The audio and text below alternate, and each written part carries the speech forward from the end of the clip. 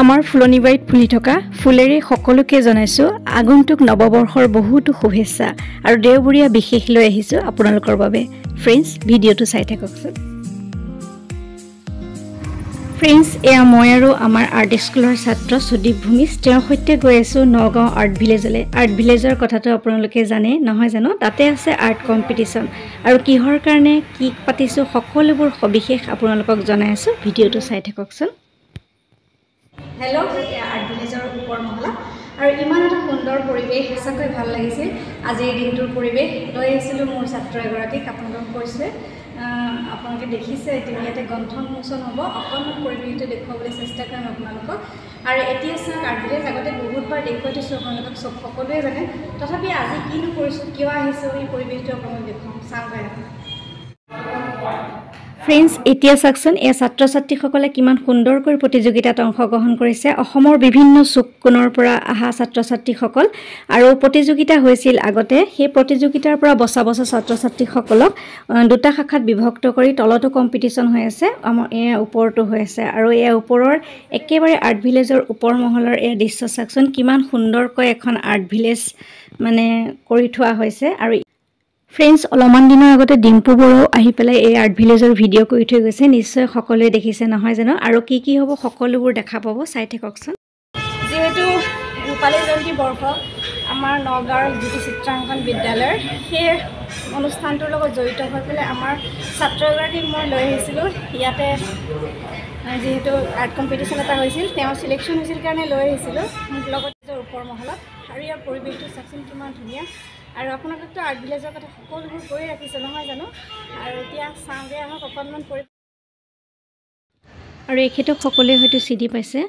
এয়া আৰ্ট ভিলেজৰ গৰাকী মোৰ বন্ধু, এয়া শ্ৰদ্ধাৰ সুজিত দাস। এয়া মোৰ বন্ধু আৰু তেখেতৰ আজি বাৰ্থডে, আৰু মোৰ ফালৰ পৰা তেওঁক যাচিছোঁ বহুতো শুভেচ্ছা। আপোনালোকেও জনাব, আশীৰ্বাদ কৰিব আৰু যাতে ভাল ভাল কাম কৰি থাকিব পাৰে। তেওঁ আজি এটা সুন্দৰ কাম কৰিবলৈ গৈ আছে। কি কৰিছে তেওঁৰ মুখেৰে শুনকচোন। নমস্কাৰ। উপজা দিনতে আপোনালোকৰ সকলোৰে আশীৰ্বাদ বিচাৰিছোঁ। আৰু যিহেতু আজি মোৰ উপজা দিন আৰু এই দিনতে এটা ভাল কাম কৰিবলৈ ওলাইছোঁ। আমাৰ অসমৰ যি পৰম্পৰাগত পুথিচিত্ৰ আছে, এই পুথিচিত্ৰৰে আমি এটা আৰ্ট গেলেৰী আৰ্ট ভিলেজতে বনাইছোঁ।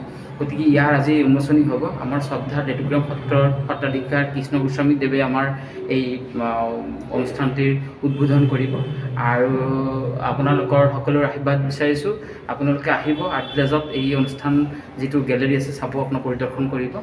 ধন্যবাদ। আৰ্ট ভিলেজত অসমৰ পুথিচিত্ৰ বিথীকাৰ শুভাৰম্ভণি 25 ডিচেম্বৰ 2023 তাৰিখে আৰ্ট ভিলেজত অসমৰ পুথিচিত্ৰৰ এক বিশেষ কলা বিথীকা মুকলি কৰে শ্ৰী শ্ৰী লেটুকৰাম সত্ৰৰ পূজ্যপাদ সত্ৰাধিকাৰ শ্ৰীযুত কৃষ্ণ গোস্বামী দেৱে। অনুষ্ঠানত সন্মানীয় অতিথি হিচাপে উপস্থিত থাকে কৃষ্ণকান্ত সন্দিকৈ ৰাজ্যিক মুক্ত বিশ্ববিদ্যালয়ৰ ডিন, শিক্ষাবিদ ডক্টৰ দিব্যজ্যোতি মহন্ত দেৱ, বিশিষ্ট লেখক শ্ৰীযুত ভীষ্ম দুৰ্লভ মহন্ত দেৱ, নগাঁও ৰামানুজম কনিষ্ঠ মহাবিদ্যালয়ৰ অধ্যক্ষ শ্ৰীযুত দিলীপ বৰা দেৱ, বিশিষ্ট লেখক সাংবাদিক শ্ৰীযুত মুৰলী বৰুৱা দেৱ, অসমৰ সত্ৰ মহাসভাৰ নগাঁও জিলাৰ উপসভাপতি শ্ৰীযুত দিগন্ত প্ৰকাশ মহন্ত দেৱ আৰু শ্ৰদ্ধাৰ শ্ৰীযুত কৃষ্ণ মহন্ত দেৱ। সঁচাকৈ এটা সুন্দৰ পৰিৱেশ নহয়নে? আমাৰ আৰ্ট ভিলেজ 2021 চনত আৰম্ভণি হৈছিলে। আমি আজি 2023 চন, আমাৰ 2 বছৰ গঢ়িছে। আৰু আমাৰ আৰ্ট ভিলেজৰ এটা পাৰ্ট আমি অসমৰ যি পুথিচিত্ৰ মেনুস্ক্ৰিপ্ট পেইণ্টিং পৰম্পৰাগত পুথিচিত্ৰৰ কাৰণে দিব বিচাৰিছোঁ। আৰু ইয়াত আমাৰ যি পুথিচিত্ৰৰ জেগাটো আমি তৈৰি কৰিছোঁ আৰু ইয়াত আজি উন্মোচন কৰিব বিচাৰিছোঁ। গতিকে আমাৰ মাজত লেটুকৰাম সত্ৰৰ সত্ৰাধিকাৰ আমাৰ শ্ৰীযুত কৃষ্ণ গোস্বামী দেৱ আমাৰ মাজত আছে। তেখেতক এখনি ফুলৰ গামোচাৰে আমি আদৰণি জনাব বিচাৰিছোঁ।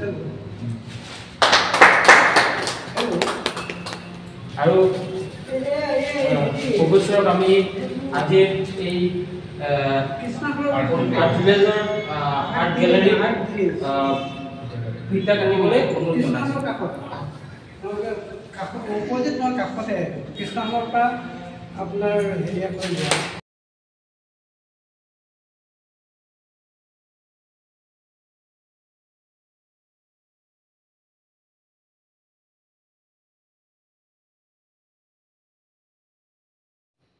ফ্ৰেণ্ডছ ইয়াৰ পিছত সকলোবোৰ আপোনালোকক পিছৰটো ভিডিঅ'ত নিশ্চয় দেখুৱাম আচলতে কাইন মাষ্টাৰে বহুত অসুবিধা দিয়াৰ কাৰণে ইয়াৰ অংশখিনি মই ইয়াতে কাটি দিব লগা হৈছিল পৰৱৰ্তী অংশ পিছৰ ভিডিঅ'টোত আপোনালোকে নিশ্চয় দেখা পাব আজিলৈ আহিছোঁ সকলো সুস্থ থাকক ভালে থাকক